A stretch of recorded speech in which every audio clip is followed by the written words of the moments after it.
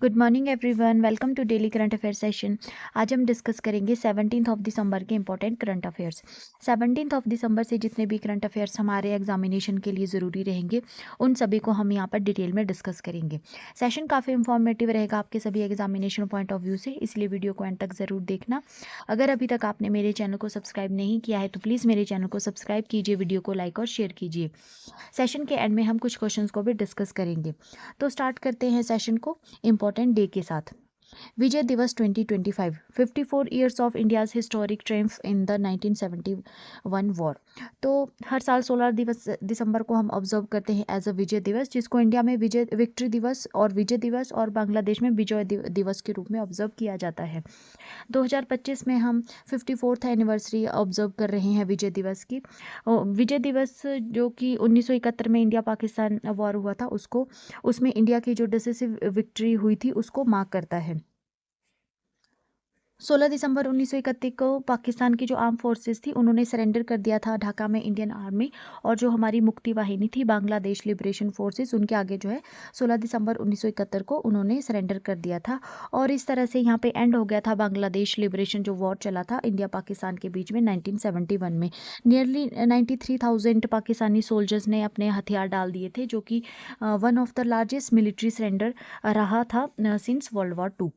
Background देख लेते हैं 1971 वॉर का। तो ये जो वॉर था ये 13 दिनों तक चला था। स्टार्ट हुआ था 3 दिसंबर को और इसका जो एंड हुआ था वो 16 दिसंबर 1971 को हुआ था। यहाँ पर जो है कि पॉलिटिकल रिप्रेशन चल रहा था ईस्ट पाकिस्तान में, और मिलियंस ऑफ जो रिफ्यूजीज थे वो इंडिया की तरफ यहाँ पे पलायन कर रहे थे। यहाँ पे इंडिया ने सपोर्ट किया बंगाली जो नेशनलिस्ट मूवमेंट था और इंडिपेंडेंस दिलाई बांग्लादेश को पाकिस्तान से। यहाँ पे इंडिया ने फुल फ्लेज वॉर जो है वो छेड़ दिया था पाकिस्तान के अगेंस्ट। सिग्निफिकेंस अगर हम देखें तो यहाँ पे जो ये विक्ट्री थी, यहाँ पे लिबरेट किया गया ईस्ट पाकिस्तान को और यहाँ पे क्रिएशन की गई बांग्लादेश की। इंस्ट्रूमेंट ऑफ सरेंडर साइन किया गया ढाका में 16 दिसंबर 1971 को। लीडरशिप अगर हम देखें तो इसमें प्राइम मिनिस्टर इंडिया की जो उस समय थी इंदिरा गांधी जी, उनका जो है मेन रोल रहा था। उन्होंने स्ट्रॉन्ग पॉलिटिकल और डिप्लोमेटिक डायरेक्शन यहाँ पे फॉलो की थी। फील्ड मार्शल उस समय सैम मानेकशॉ थे, चीफ ऑफ आर्मी स्टाफ, जिन्होंने कि यहाँ पे स्ट्रेटेजिक मिलिट्री लीडरशिप में रोल प्ले किया था। लेफ्टिनेंट जनरल जगजीत सिंह अरोड़ा थे, जिन्होंने कि कमांड किया था ईस्टर्न थिएटर जो हमारा था, और फॉर्मली उन्होंने एक्सेप्ट किया था पाकिस्तान सरेंडर इन ढाका। विजय दिवस 2025 को कैसे कमेमोरेट किया जा रहा है, तो ये जो दिन है मार्क करता है यहाँ पे। इस दिन मिलिट्री परेड की जाती है, कल्चर प्रोग्राम्स ऑब्जर्व किए जाते हैं और पब्लिक इवेंट्स चलाए जाते हैं across India.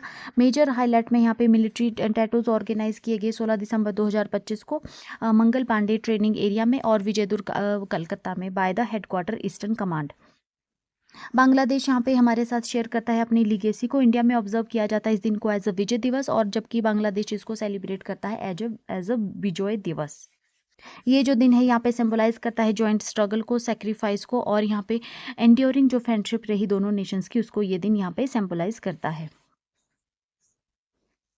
Next news, Miyana railway station wins national energy conservation award. तो मियाना रेलवे स्टेशन जो कि गुना डिस्ट्रिक्ट मध्य प्रदेश में लोकेटेड है, उसको जो है यहाँ पे नेशनल एनर्जी कंजर्वेशन अवार्ड दिया गया है 2025 का। ये जो ऑनर है यहाँ पे प्रेजेंट किया गया प्रेसिडेंट द्रौपदी मुर्मू के द्वारा on national energy conservation day 14 दिसंबर को। यहाँ पे ये रिकॉग्नाइज करता है स्टेशन का जो आउटस्टैंडिंग कंट्रीब्यूशन रहा है एनर्जी एफिशिएंसी और सस्टेनेबल प्रैक्टिसेस में, उसको ये अवार्ड यहाँ पे रिकॉग्नाइज करता है।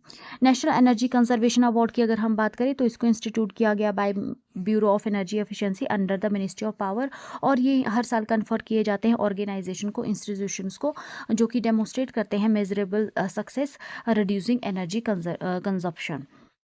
ये जो अवार्ड है एनकरेज करते हैं adoption of energy efficient technologies को across industries, transport, building and public utilities.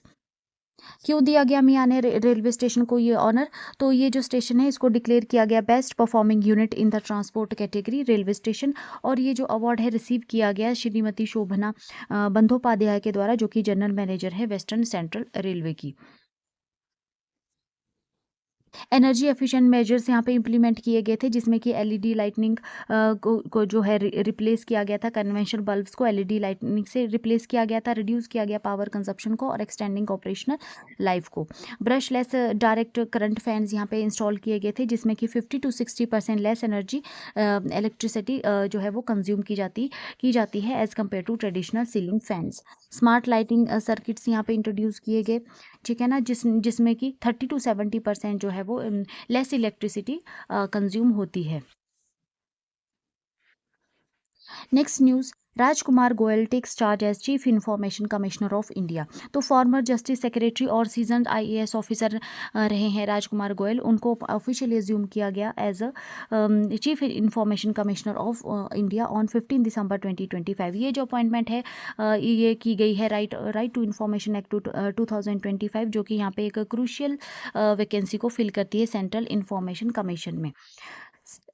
ये उनको ऑथ जो है एडमिनिस्टर करवाई गई प्रेसिडेंट द्रौपदी मुर्मू के द्वारा राष्ट्रपति भवन में, और जो ये सेरेमनी थी इसको अटेंड किया गया vice president CP Radhakrishna, principal secretary to PM PK Mishra और minister of state for personnel doctor Jitendra Singh के द्वारा। Department of personnel and training ने यहाँ पे जो है इशू किया official notification confirming this appointment. उनके जो ये टेन्यूर रहेगा वो 3 इयर्स का रहेगा as a chief information commissioner. Background देख लेते हैं राजकुमार गोयल जी का, तो वो 1990 बैच के आईएएस ऑफिसर हैं और उन्होंने सर्व किया है as a secretary in the ministry of law and justice. इसके अलावा जो है मिनिस्ट्री ऑफ होम अफेयर्स में भी वो काम कर चुके हैं और मिनिस्ट्री ऑफ एक्सटर्नल अफेयर्स में भी जो है वो काम कर चुके हैं। ऑफिशियली अगर हम उनको देखें तो जम्मू एंड कश्मीर कैडर से जो है वो बिलोंग करते हैं।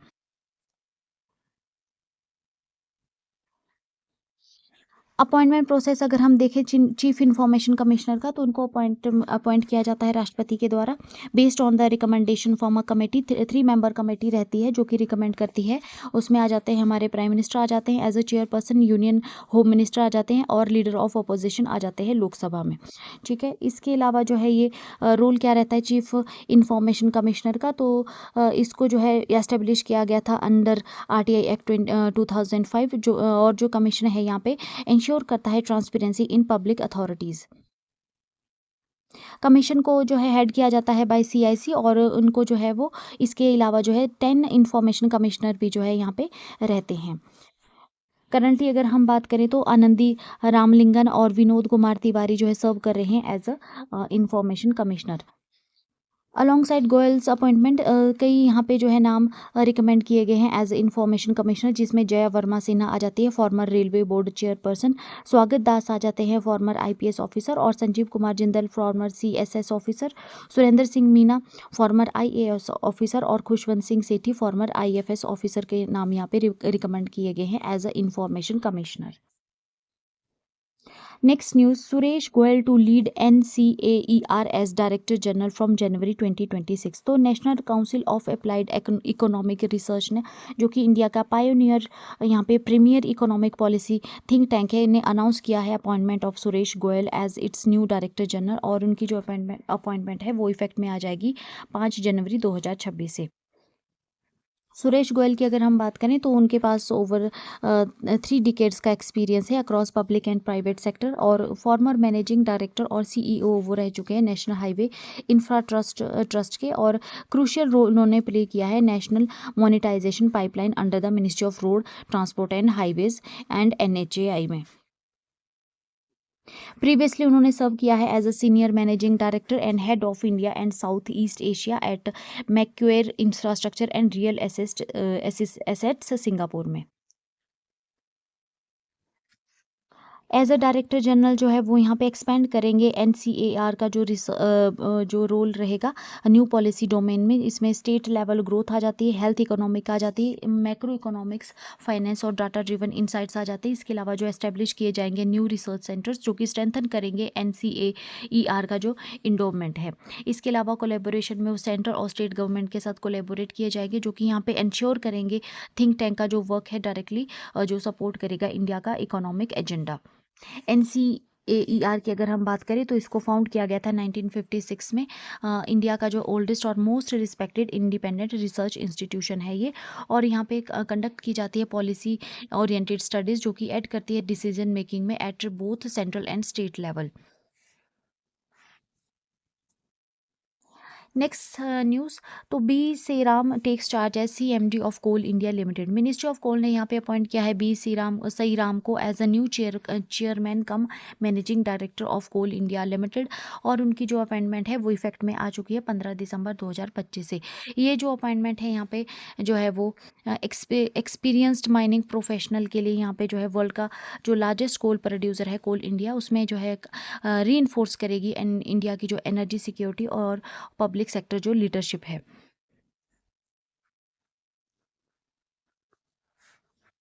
बी सही राम की अगर हम बात करें तो वो माइनिंग इंजीनियर और एल्यूमिनस रहे हैं national institute of technology Raipur से, और उनके पास जो ओवर 3 डिकेड्स का एक्सपीरियंस है कोल और माइनिंग सेक्टर में।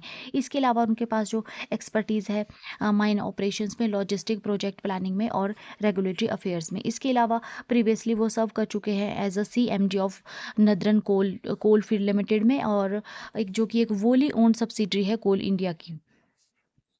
इंपॉर्टेंस अगर हम कोल इंडिया लिमिटेड की देखें तो कोल इंडिया जो है सेंट्रल पब्लिक सेक्टर एंटरप्राइजेज है under the ministry of coal, और ये रिकॉग्नाइज है as a world's largest coal miner, और क्रूशियल रोल प्ले करती है इंडिया की एनर्जी रिक्वायरमेंट को पूरा करने में। कंपनी जो है ये सपोर्ट करती है पावर सेक्टर को, और कंटिन्यूसली जो है ये हैविली जो है रिलाई कर रही है on coal for electricity generation. Next news, Innoviti's recognised as future unicorn wins Hurun India cheetah award 2025 for SaaS payment leadership. तो इनोविटी टेक्नोलॉजीज को ऑनर किया गया है with Hurun India future unicorn award 2025। 15 दिसंबर 2025 को इनोविटी टेक्नोलॉजीज को यहाँ पे रिकॉग्नाइज किया गया by ASK private wealth and Hurun India के द्वारा with the India unicorn and future unicorn award 2025। और यहाँ पे जो है टाइटल दिया गया इनको चीता इन द इंडिया चीता गैजेल यूनिकॉर्न इंडेक्स। ये जो रिकॉग्निशन है यहाँ पे अंडरस्कोर करता है इनोविटीज का जो स्ट्रॉन्ग पोजीशन है इंडिया की सास बेस्ड पेमेंट सॉल्यूशन। सास यहाँ पे स्टैंड करता है reduce instruction sets in computing software. सास यहाँ पे जो है स्टैंड करता है सॉफ्टवेयर एज अ सर्विस। ठीक है, सास जो इंडिया की जो पोजीशन है software as a service based payment solution sector, और इसका जो पोटेंशियल है इंडिया के unicorn in the near future में जो है इसमें रोल प्ले करता है। रिकॉग्निशन फॉर पेमेंट इनोवेशन में अगर हम देखें तो ये जो अवार्ड है हाईलाइट करता है इनोविटी का जो रोल रहा है यहाँ पे जो है फोकस रिटेल सास पेमेंट प्लेटफॉर्म जो कि डिलीवर करता है scalable solution for both enterprises and small merchants. इसके अलावा जो है हुरून इंडेक्स यहाँ पे आइडेंटिफाई करता है high growth companies with strong fundamental innovation and operation maturity. Innoviti inclusion यहाँ पे रिफ्लेक्ट करता है इसका जो रैपिड रेवेन्यू ग्रोथ है और leadership in digital payment. Financial growth and market reach अगर हम देखें तो यहाँ पे अचीव किया है इन्होंने ऑपरेटिंग प्रॉफिटेबिलिटी इन मई 2025, और इसके अलावा जो है process transaction worth 80,000 crore annually, और प्रेजेंस है इनकी across 2,000 plus cities and 20,000 merchants. Next news, Shikhar Dhawan the one a journey of cricket री साइलेंस एंड री इन्वेंशन। तो शिखर धवन ने यहाँ पे लॉन्च की अपनी autobiography the one cricket my life and मोर 14 दिसंबर 2025 को न्यू दिल्ली में। ये जो बुक है इसको लॉन्च किया गया है हार्पर कॉलिंस के द्वारा, और ये यहाँ पे जो है एक क्रिकेटिंग जर्नी पर्सनल स्ट्रगल और री साइलेंस यहाँ पे इस बुक में अकाउंट किया गया है।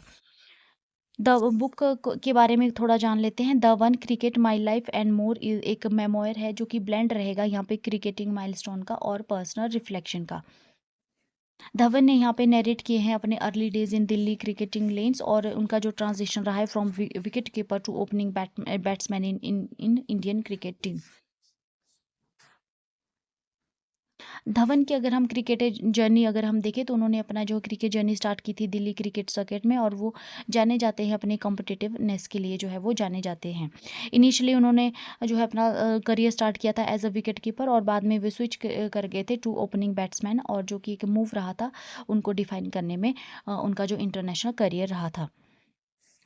करियर अगर हाइलाइट उनकी देखें तो उन्होंने ओडीआई में डेब्यू किया था 2010 में, और टी20 इंटरनेशनल में डेब्यू किया था 2011 में, और टेस्ट में डेब्यू किया था 2013 में। आईसीसी चैंपियन ट्रॉफी 2013 में हाईएस्ट रनर स्कोरर वो रहे थे। ठीक है, और इसके अलावा जो है वो फास्टेस्ट इंडियन रहे हैं टू रीच 5000 ओडीआई रन्स।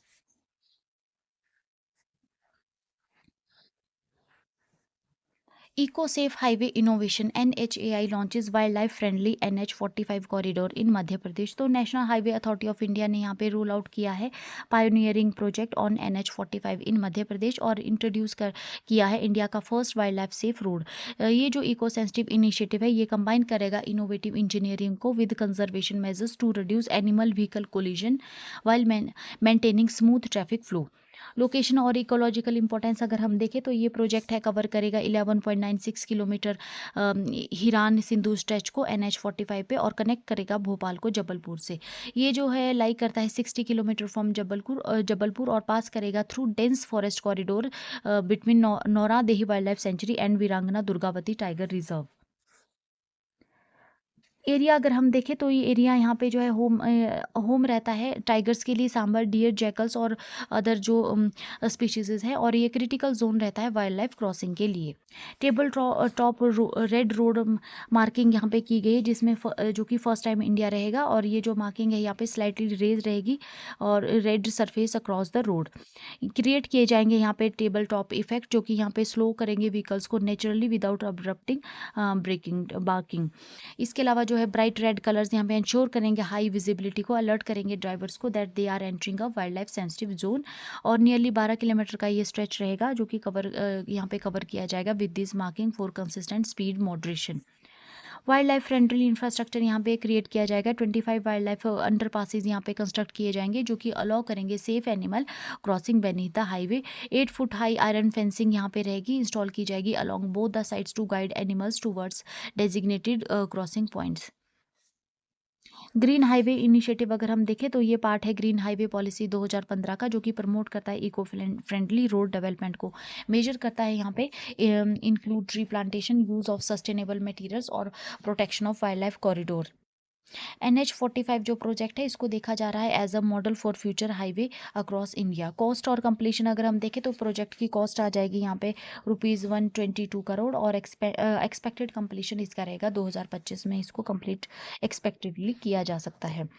इसके अलावा जो है बियॉन्ड सेफ्टी, ये जो हाईवे यहाँ पे बूस्ट करेगा टूरिज्म को, और लोकल रेवेन्यू यहाँ पे जनरेट किया जा सकेगा।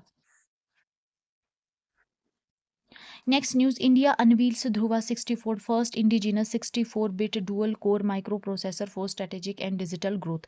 इंडिया ने यहाँ पे ऑफिशियली लॉन्च किया है ध्रुवा 64, इट्स अपना fully indigenous 1 gigahertz 64 bit dual core microprocessor, जिसको डेवलप किया गया है सीडेक के द्वारा under microprocessor development programme. ये अनाउंसमेंट की गई 15 दिसंबर को, और ये यहाँ पे मार्क करता है एक मेजर माइलस्टोन इंडिया की सेमीकंडक्टर सेल्फ रिलायंस जर्नी में। ध्रुवा 64 एक होम ग्रोन प्रोसेसर है, जिसको जिसको कि डिज़ाइन किया गया है इंटायरली इंडिया में by the centre for development of advance computing के द्वारा, और ये जो है रन करता है 1 गीगाहर्ट्ज क्लॉक स्पीड, और फीचर करता है 64 bit dual core architecture enabling efficient multitasking and secure operations. इसको बिल्ड किया गया है using source open source reduction instrument set computing 5 set के द्वारा, और ये इंश्योर करता है इंडिपेंडेंस फ्रॉम प्रोप्रायोरेटरी फॉरेन टेक्नोलॉजीज से। टेक्निकल हाईलाइट अगर हम देखें तो 64 बिट आर्किटेक्चर यहाँ पे अलाउ करेगा handling of large data sets and complex computing task को, और डुअल कोर डिज़ाइन यहाँ पे इंप्रूव करेगा मल्टीटास्किंग एंड रिलायबिलिटी को। कंपैटिबल ये रहेगा with wide range of external hardware system, और ऑफर करेगा यहाँ पे ये flexibility across industries. Fabrication leverages रहेगी मॉडर्न चिप टेक्नोलॉजीज का यूज़ किया जाएगा इसमें, जो कि इंश्योर करेंगे कम्पिटिटिवनेस को with global standards. 5G network रहेगा, जो कि प्रोवाइड करेगा सिक्योर और reliable processing for telecom infrastructure, और इसके अलावा डिफेंस एंड स्ट्रेटेजिक सिस्टम में यहाँ पे रिड्यूस किया जाएगा डिपेंडेंसी ऑन इम्पोर्टेड प्रोसेसर्स, और जो कि यहाँ पे एनहांस करेंगे हमारी नेशनल सिक्योरिटी को। ऑटोमोटिव सिस्टम इसमें रहेंगे, जो कि सपोर्ट करेंगे कंप्यूटिंग इन स्मार्ट व्हीकल्स, और इंडस्ट्रियल ऑटोमेशन में स्ट्रेंथन किया जाएगा मॉडर्न मैन्युफैक्चरिंग प्रोसेसेस को।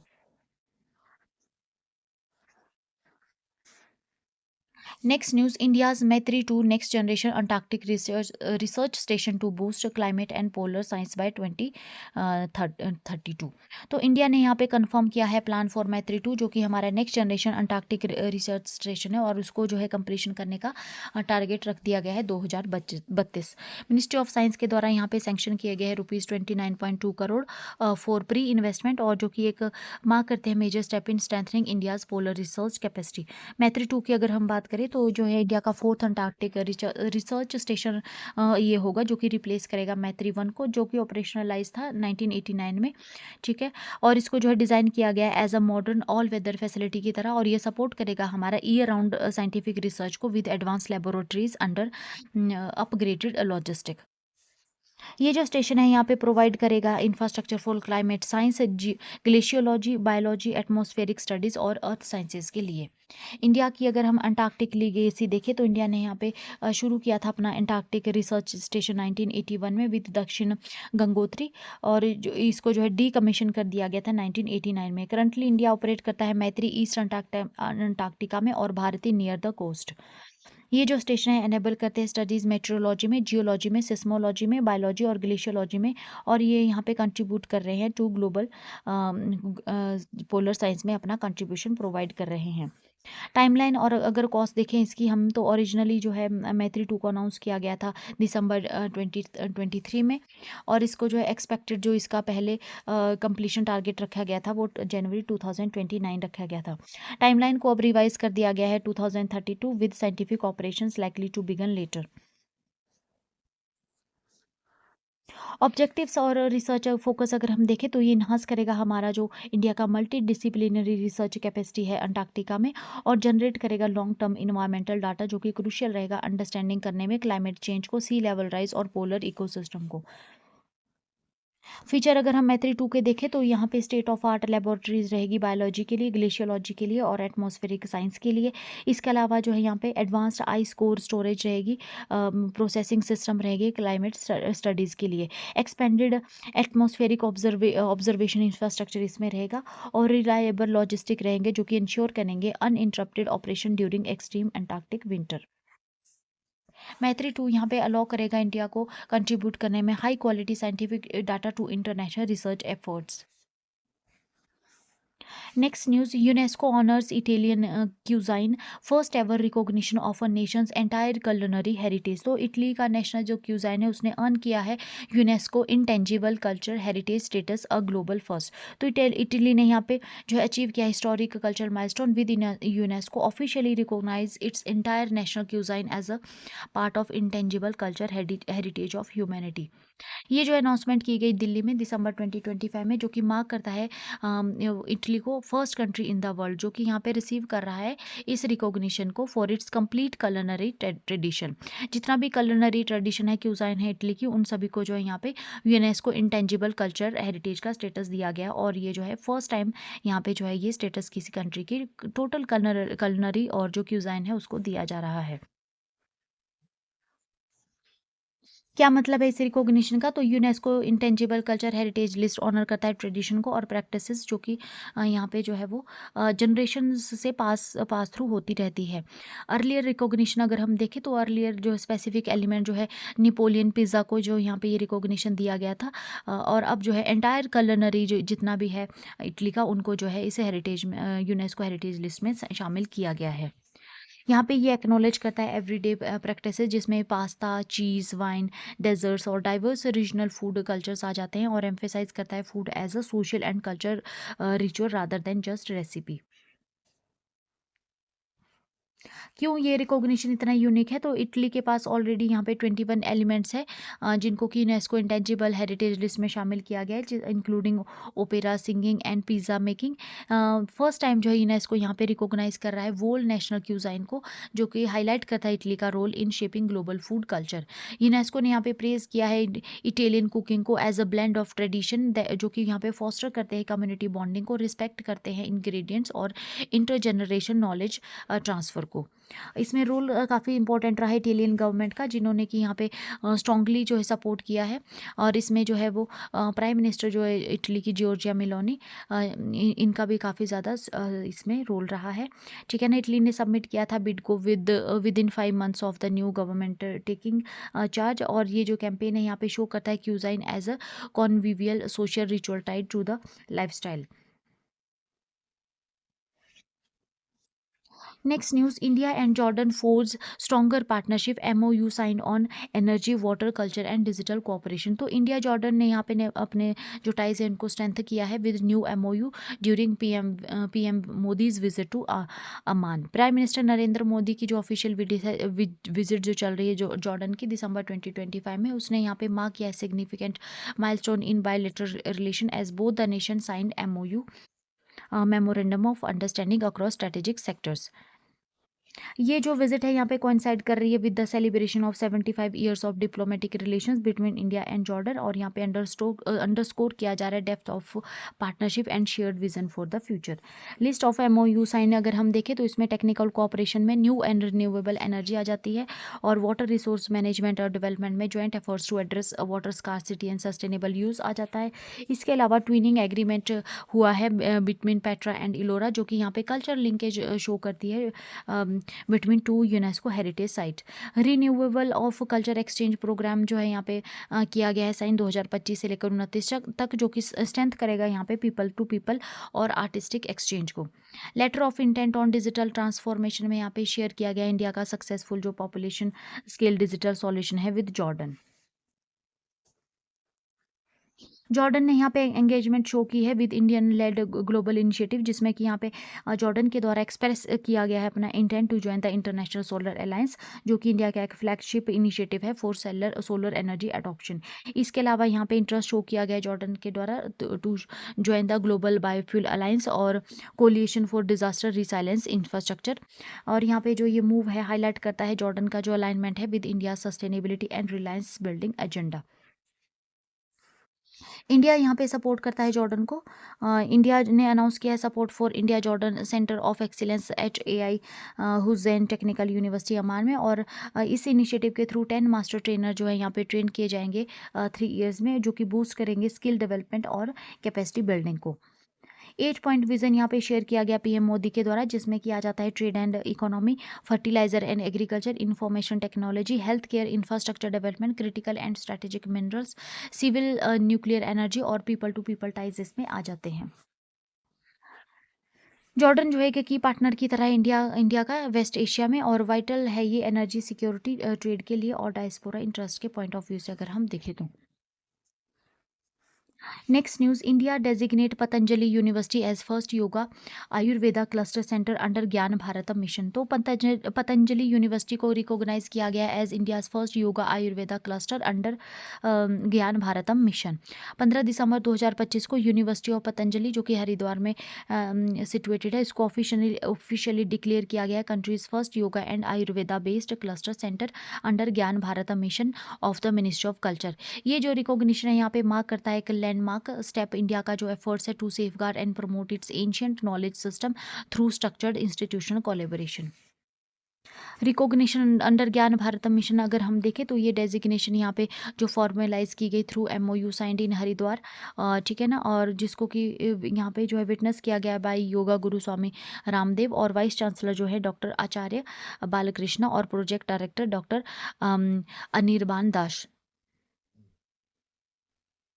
ज्ञान भारत मिशन यहाँ पे फोकस करता है preserving manuscripts, conserving traditional knowledge और प्रमोट करता है research in India's intellectual heritage.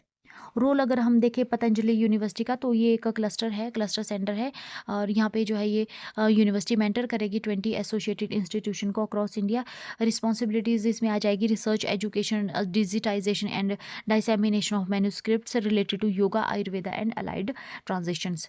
Achievement so far अगर हम देखें तो यहाँ पे प्रिजर्व किए जा चुके हैं 50,000 प्लस एंशियंट टेक्स्ट, डिजिटाइज किए जा चुके हैं 42 लाख मैन्यूस्क्रिप्ट्स पेजेस, और रीपब्लिश किए जा चुके हैं 40 मैन्यूस्क्रिप्ट्स।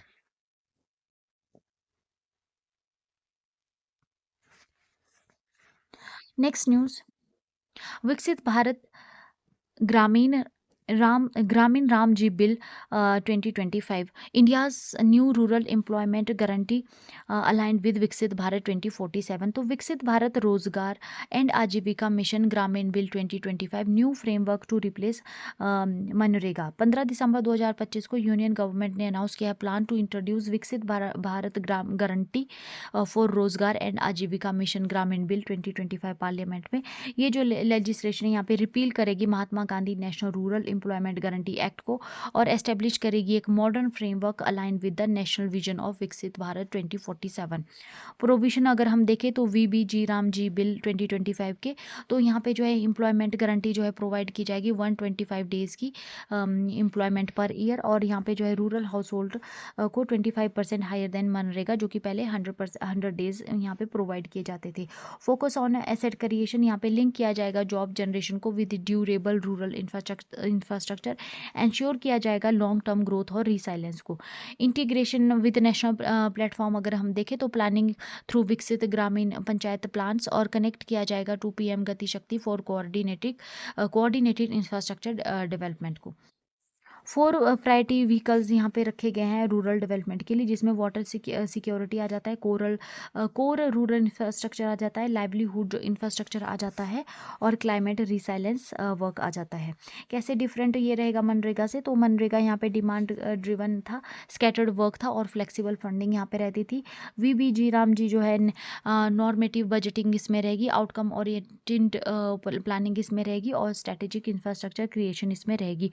अकाउंटेबिलिटी में स्ट्रॉन्गर गवर्नेंस मैकेनिज्म रहेंगे विद डिजिटल वेज पेमेंट और mandatory unemployment allowance if work is not provided.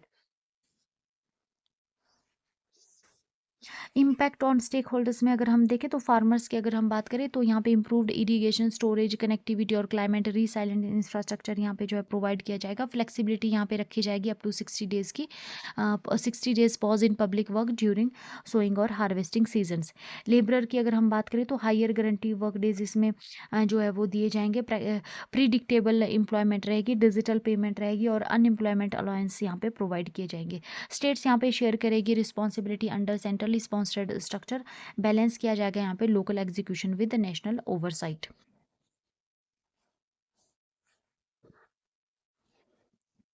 Next news, NLC India to establish 110 megawatt solar power project in Uttar Pradesh. तो NLC India यानी कि जिसको नई वेली इंडिया लिमिटेड के नाम से भी जाना जाता है, एस्टेब्लिश कर रही है 110 megawatt solar power project Uttar Pradesh में। 16 दिसंबर 2025 को यहाँ पे जो है एनएलसी इंडिया और एनएलसीआईएल ने, जो कि एक नवरत्न पब्लिक सेक्टर एंटरप्राइज है under the ministry of coal, ने अनाउंस किया है plan to set up 110 megawatt grid connected solar photovoltaic plant in Uttar प्रदेश।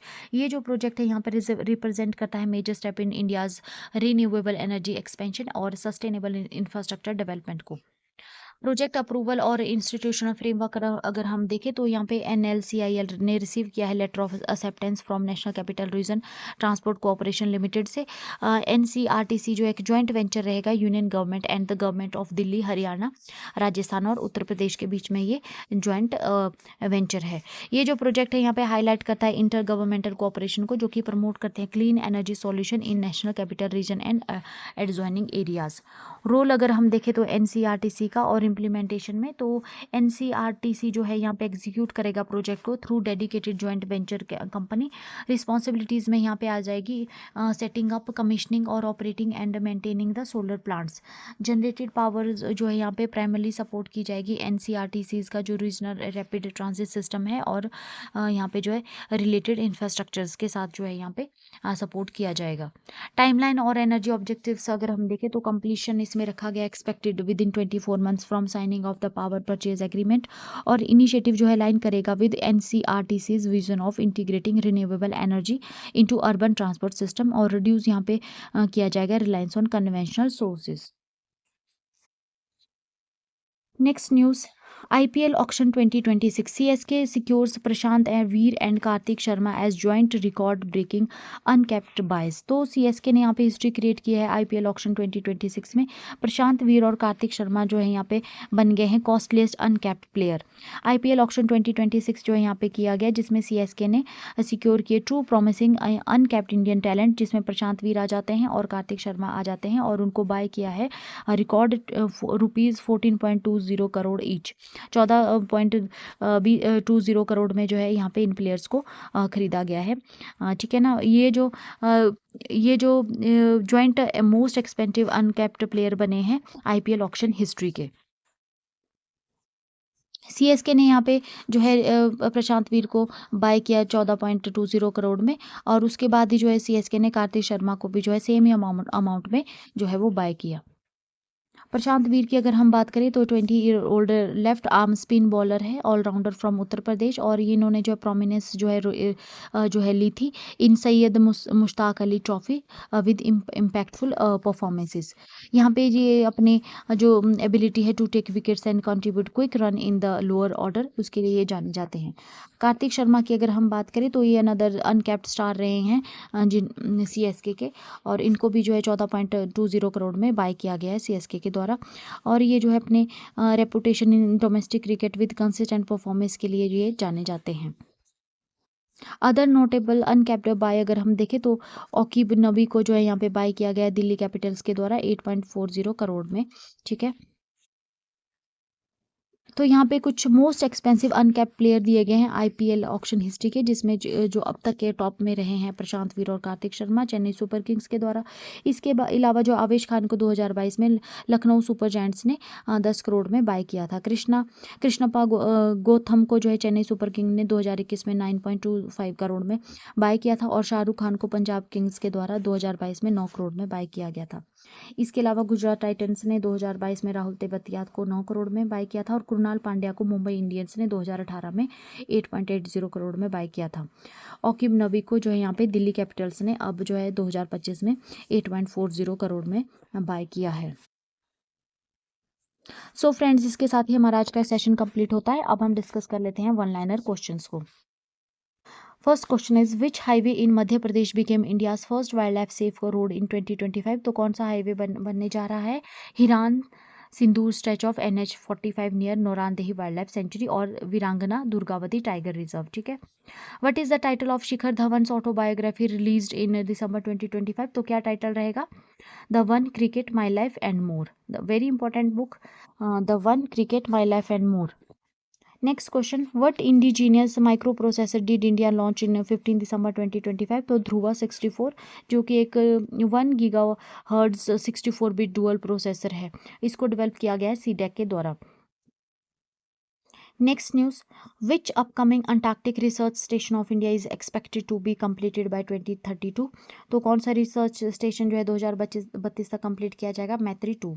ठीक है ना। मैत्री 2 जो कि रिप्लेस करेगा एग्जिस्टिंग मैत्री स्टेशन को सिरमास्टर ओएसिस ने।